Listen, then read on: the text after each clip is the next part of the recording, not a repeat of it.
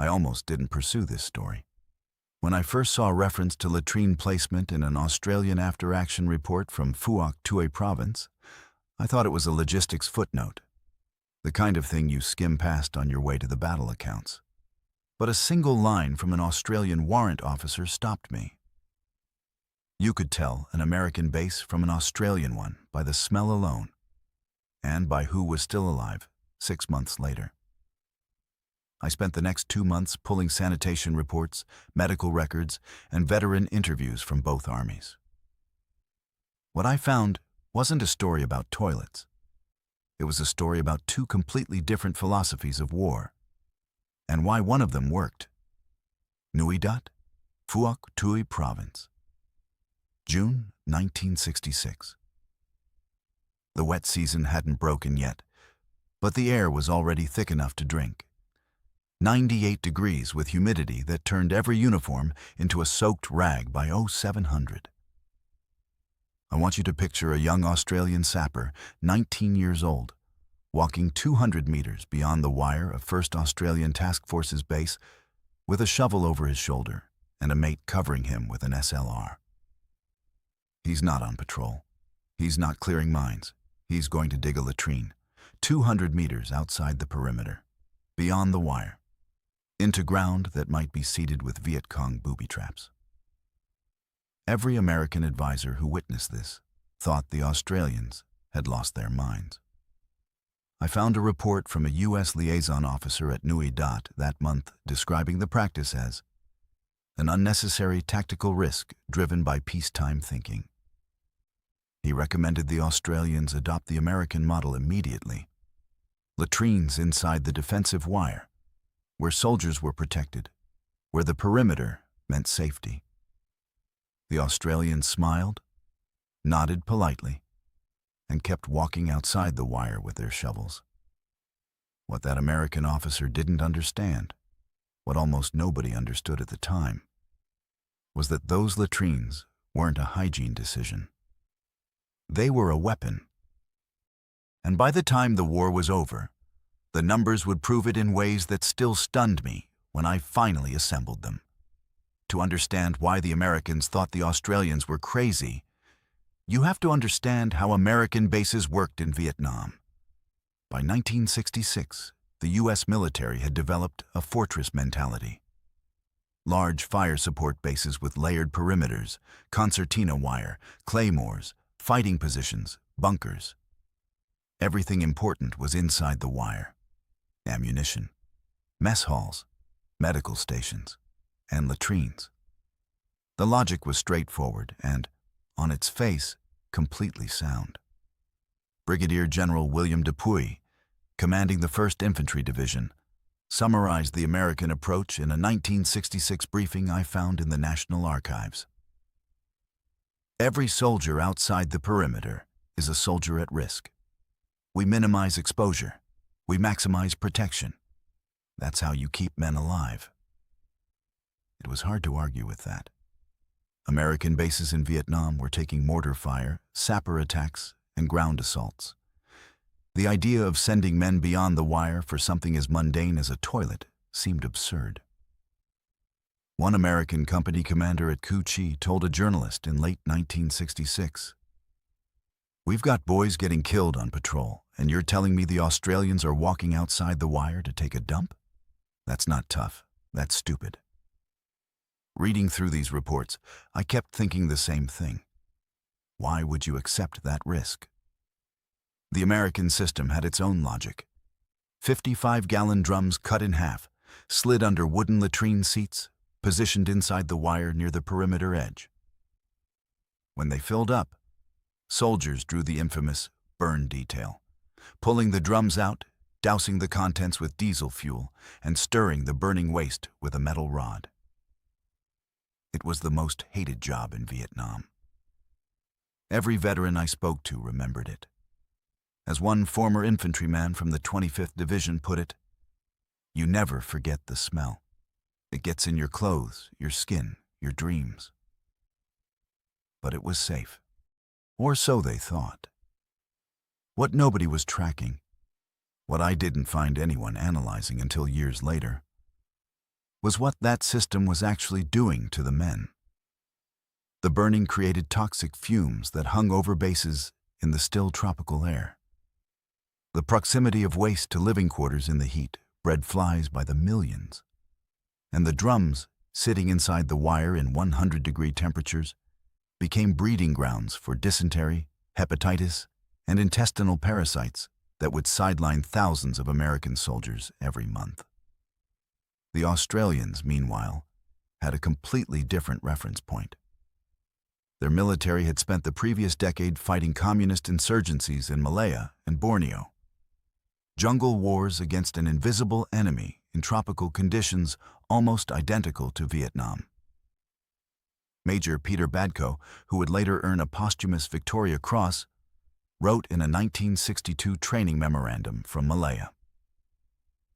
Sanitation is not a comfort issue. It is a tactical issue. A battalion struck by dysentery is a battalion that cannot fight. That single sentence, written 4 years before the Australians arrived in Vietnam, explained everything I was about to find. The Australian approach to field sanitation in Vietnam didn't appear out of nowhere. It was the product of hard lessons learned across 3 conflicts and 2 decades of jungle warfare. In the Malayan emergency of 1948 to 1960, Australian and British forces discovered that disease killed and incapacitated more soldiers than enemy action in prolonged jungle operations. The British Army's grueling campaign against communist guerrillas in the Malayan jungle produced detailed sanitation protocols that became doctrine. Deep pit latrines dug well away from camp, strict waste burial procedures, obsessive attention to water purification. The Australians absorbed these lessons thoroughly. Then came Borneo. During the Indonesian confrontation of 1963 to 1966, Australian SAS and infantry units operated in primary jungle for weeks at a time. Warrant Officer Class 2. Ray Simpson, a legendary figure in the Australian Army, enforced field hygiene with ferocious discipline. Veterans I spoke to from 3RAR remembered his standard. If I can smell your position, so can the enemy. Simpson understood something that would prove prophetic in Vietnam. Smell was a tactical signature that could get men killed. When the 1st Australian Task Force established its base at Nui Dat in June 1966, the commanding officer, Brigadier Oliver David Jackson, brought this institutional knowledge with him. Jackson's orders were specific and non-negotiable. Latrines would be dug using the deep trench method, positioned a minimum of 200 meters from the perimeter, and relocated every 72 hours during the wet season and every week during the dry. I found Jackson's original standing orders in the Australian War Memorial Archives. The relevant paragraph reads with the matter-of-fact clarity of a man who had no patience for debate. Sanitation facilities will be established beyond the outer perimeter at distances sufficient to prevent contamination of the base area. All personnel proceeding to these facilities will move tactically and maintain noise discipline. Move tactically. To use the toilet. The Americans found this baffling. Colonel William Grubb, a U.S. liaison officer who spent 3 months at Nui Dat in early 1967, later recalled in an interview, "I watched these Australians kit up, helmets, weapons, full combat load, to walk to the latrine. I thought it was theater. Some kind of training exercise they were putting on. Then I realized they did it every single time, every single day." What Grubb was witnessing was the physical expression of a fundamentally different philosophy. The Australians didn't see the perimeter as a line between safety and danger. They saw the entire area around their base as contested space that needed to be dominated constantly. Every trip to the latrine was a micro-patrol. Every soldier walking those 200 meters was scanning for signs of enemy movement, checking for booby traps, observing changes in the terrain. Lieutenant Colonel Colin Townsend, who commanded 6RAR in 1969, explained the thinking to me in terms that crystallized weeks of my research. We didn't have enough men to dominate Phuoc Tui with patrols alone, so we made everything a patrol. Going to the dunny, going to the creek to wash, checking the wire. Everything was a tactical activity. By the time our blokes sat down to eat, they'd already observed more of the surrounding bush that day than an American company might see in a week.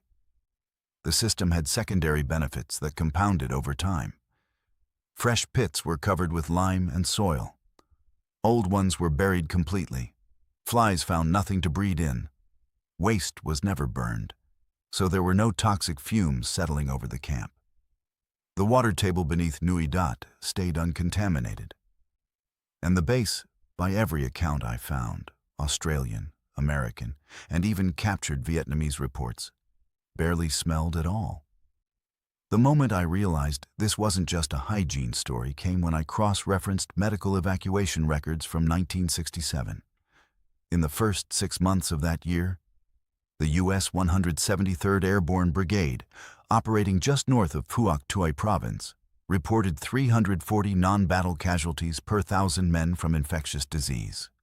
Dysentery, hepatitis A, skin infections, intestinal parasites. The brigade surgeon's report, which I found in the U.S. Army Center of Military History Archives, described the situation bluntly.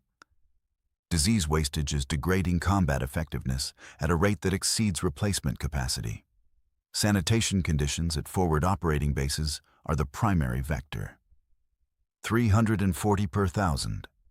More than 1 in 3 soldiers incapacitated by disease in 6 months. I then pulled the equivalent records for the 1st Australian Task Force at Nui Dat during the same period. The number was 68 per 1,000. I checked it 3 times, 5 times the difference. The Australians were losing 1/5 the number of soldiers to disease that the Americans were losing in comparable terrain, comparable climate, against the same enemy. When I showed this figure to Dr. Robert Hall, an Australian military historian, he wasn't surprised. Everyone who's looked at the Australian medical records from Vietnam notices the same thing, he told me. The gap is enormous, and it starts with sanitation. But the real turning point, the moment that changed how I understood this entire story, came from the Battle of Long Tan on the August 18, 1966. The Battle of Long Tan is well known.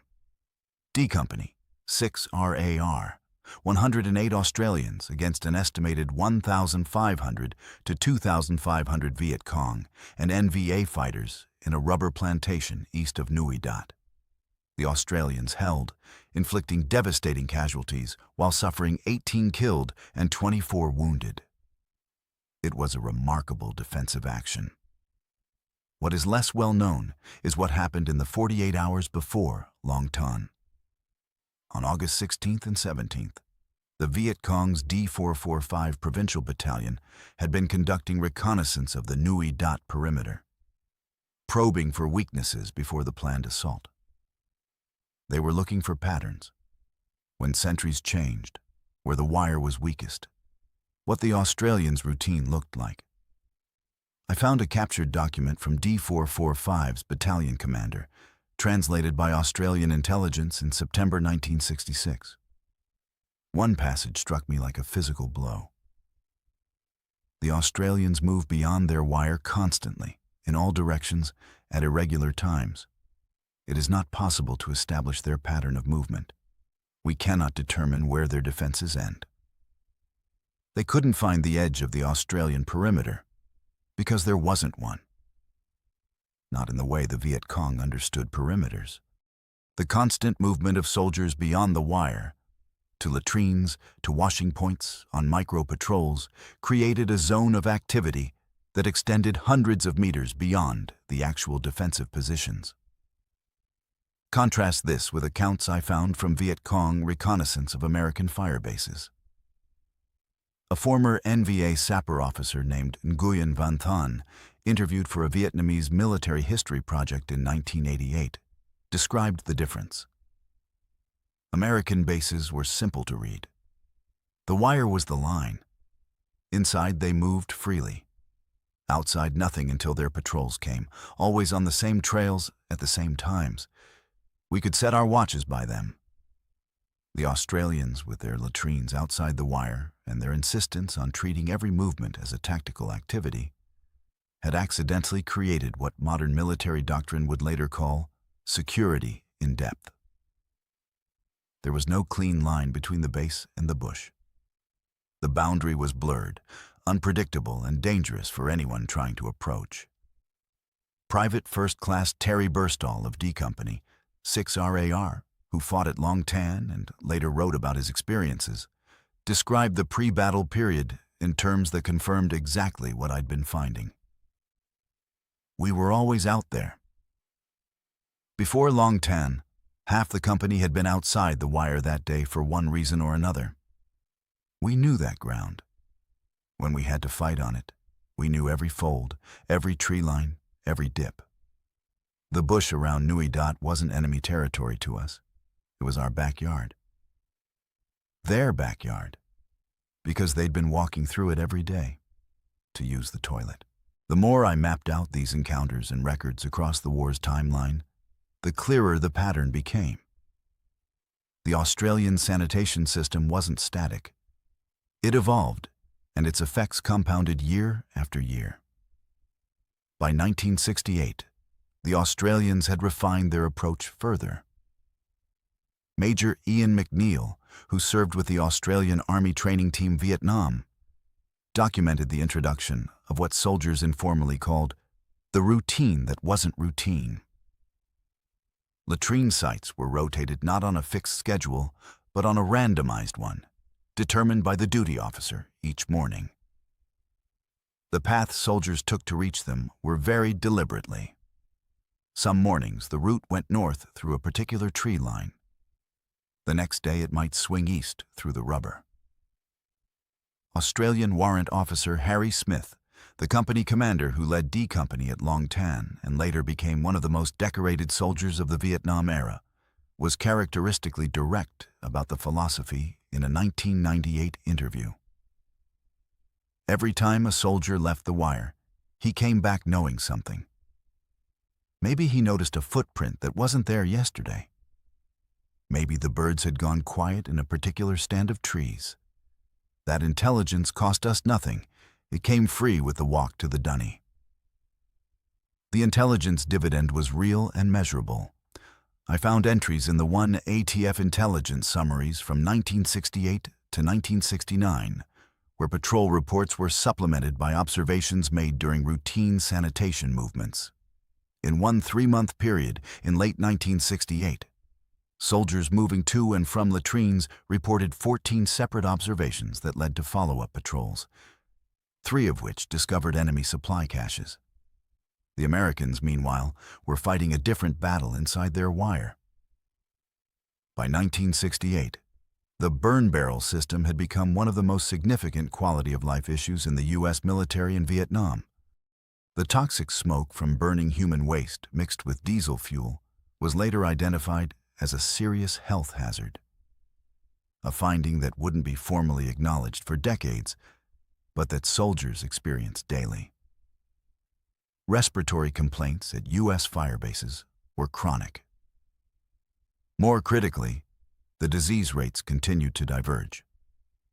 A 1969 U.S. Army medical study I found in the Surgeon General's archives noted that non-battle casualties from infectious disease across all U.S. forces in Vietnam averaged 289 per 1,000 troops per year, meaning roughly 1 in 3.5 soldiers was taken out of action by disease annually. The study recommended fundamental changes to field sanitation practices at company and battalion level. The Australian rate that same year was 71 per 1,000, 4 times lower. The Vietnamese adapted differently to each approach. Former Viet Cong Guerrilla Latrines, who operated in Phuoc province with a local force unit, described the challenge of operating near the Australians in a 2003 interview with Australian historian Gary Mackay. We learned not to go near their base.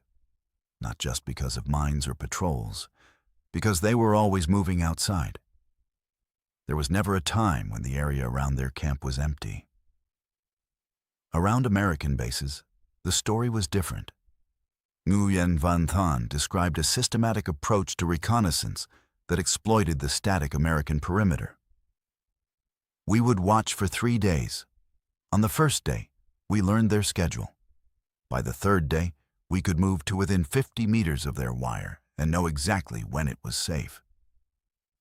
The Australians denied this kind of pattern analysis simply by refusing to have a pattern. And it started with where they dug their latrines. By 1969, some American units had begun experimenting with aspects of the Australian approach, though adoption was inconsistent. The U.S. 1st Cavalry Division's after-action reviews from this period reference Australian-style sanitation procedures being trialed at several fire support bases in 3rd Corps. Colonel George Gruenwald, who commanded a battalion of the 1st Cavalry, noted in his end-of-tour report, "The Australian method requires a cultural shift that many commanders were reluctant to make. It means accepting that the perimeter is not a wall, but a line in a conversation with the enemy."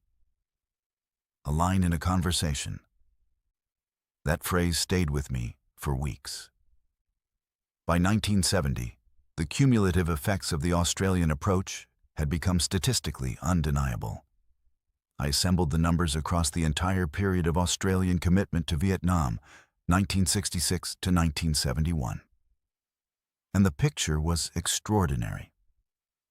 The 1st Australian Task Force, operating from Nui Dat with a peak strength of roughly 8,000 personnel, maintained disease and non-battle casualty rates that were consistently 3 to 5 times lower than comparable American units operating in the same climate zone and against the same enemy.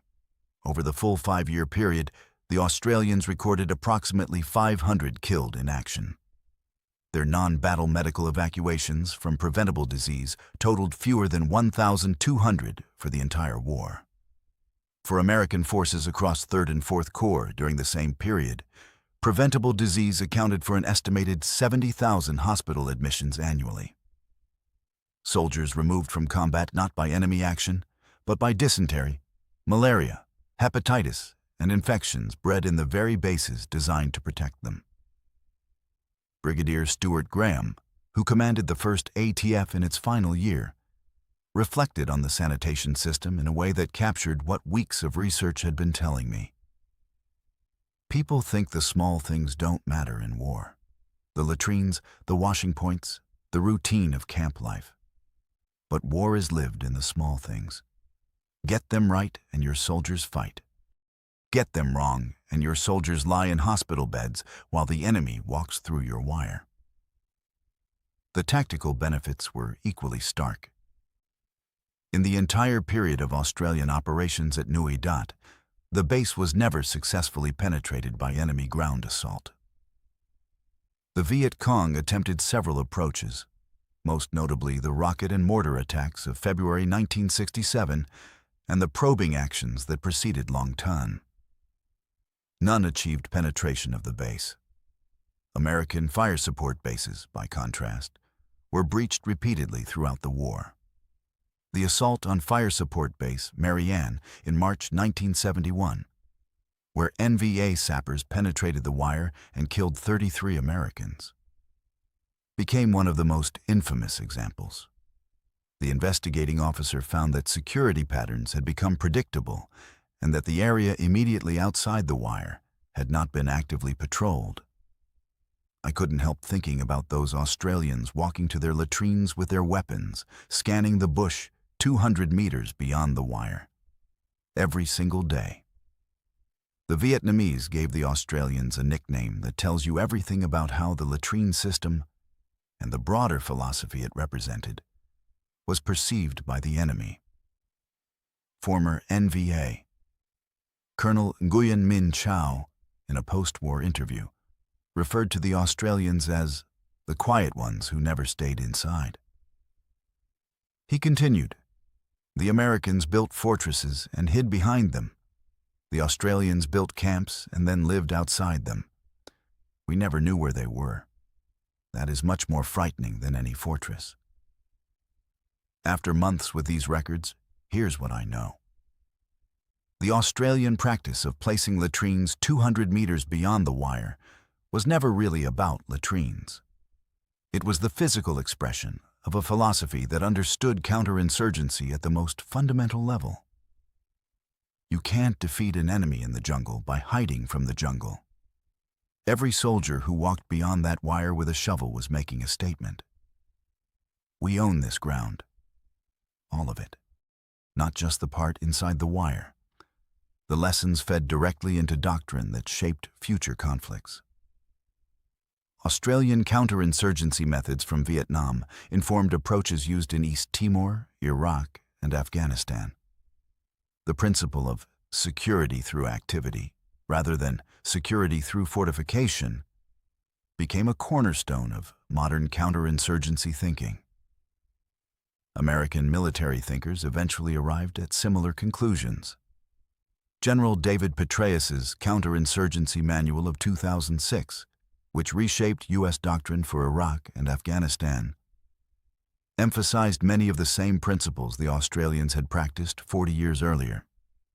Living among the population, patrolling constantly, refusing to hide behind walls.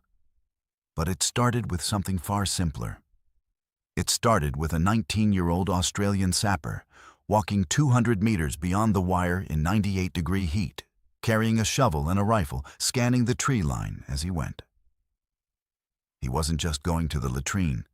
He was winning the war, one walk at a time.